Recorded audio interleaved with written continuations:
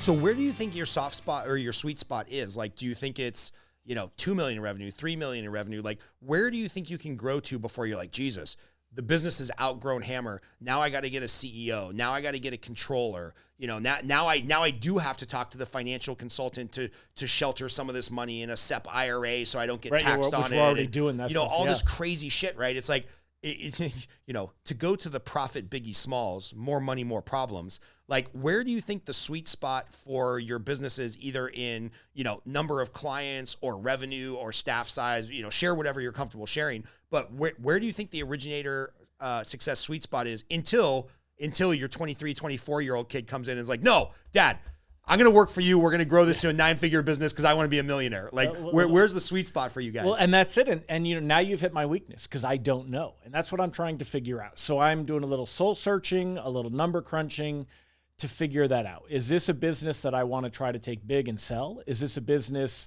that I want to, even if we maintain, it's a fantastic lifestyle. It provides a wonderful living. I always joke around because I don't know about for you. I would think it's a similar thing. We make enough money that we're, for lack of better terms, we're just not bragging, but just being objective. We're wealthy middle class, right? So we're on the upper end of that middle class. And I always joke around and say, I'm a wealthy middle class, but I am a shit poor rich person. Right. In other words, I had to book a flight to come and see you today. My first flight got canceled at 10 something last night. I found out at 4 o'clock this morning when I looked at my phone, and I had to jump on and book another flight same day, which is going to be, the airlines don't look favorably on that. Right. And I booked a first class ticket because I'm like, well, I don't care if I'm going to pay $400, I might as well pay $800 because I don't care. I can afford that. But yet I couldn't charter a plane. Right. So, I could see myself.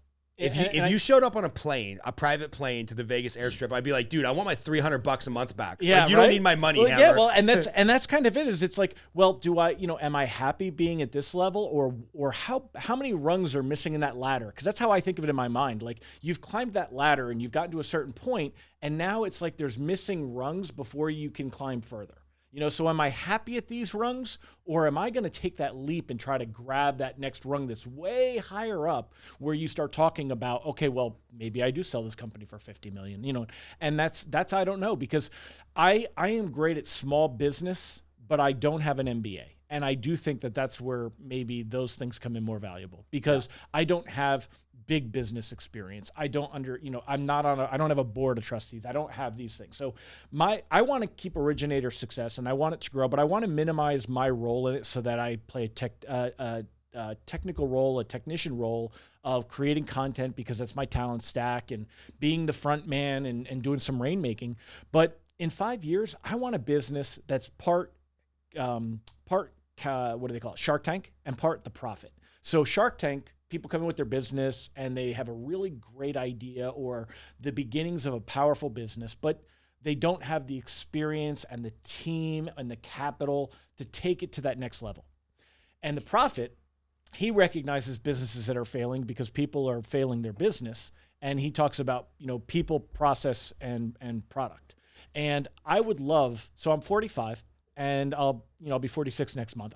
When I'm 50, I want a business where I can turn around and I could look at a consolidated coaching and I could say, Scott, you have everything built out right now, but I want to take your Yugo or your little Chevette and I want to turn it into a Lexus. So I want to buy into your business. I've got the capital to do this. I've got the team to bring you in these other people.